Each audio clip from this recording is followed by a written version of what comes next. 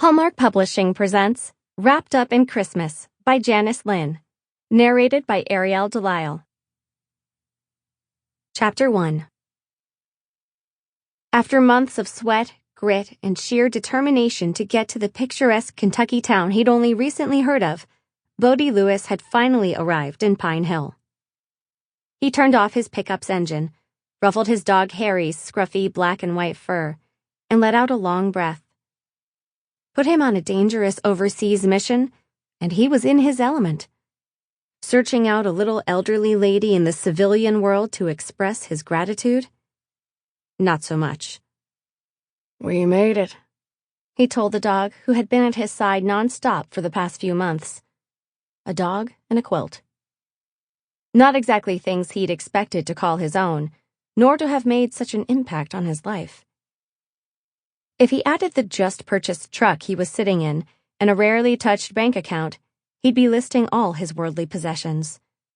Until recently, he hadn't been in one place long enough to justify his own transportation, and had always driven government-issued vehicles when the need arose. He ran his hand over his dark hair. Although an average length by most standards, the strands felt out of place. He'd worn a crew cut most of his adult life, a cut he was no longer required to maintain, thanks to his honorable discharge. The honorable was enough to gut him. There had been nothing honorable about the demise of the rest of his unit. Pain shot across Bodie's chest. Pain of grief and emotion so raw he longed to scream.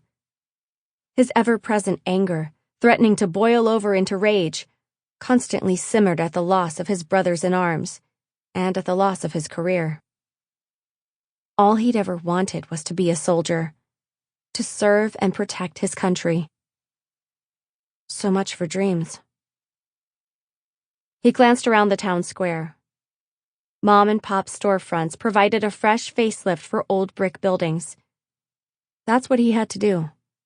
Give his old dreams a fresh makeover. Surely his upcoming job with iSecure would fill that driving need inside him, wouldn't it? His need to do more, to be more. He had been more, and now. His gaze shifted to a flag that whipped in the November wind atop a pole in front of the stately brick courthouse. The material stretched and stood at attention within the wind's invisible fingers, saluting him. Bodie nodded his head in silent acknowledgement of that flag and all it represented. Of what he'd been willing to give to defend. Sample complete. Ready to continue?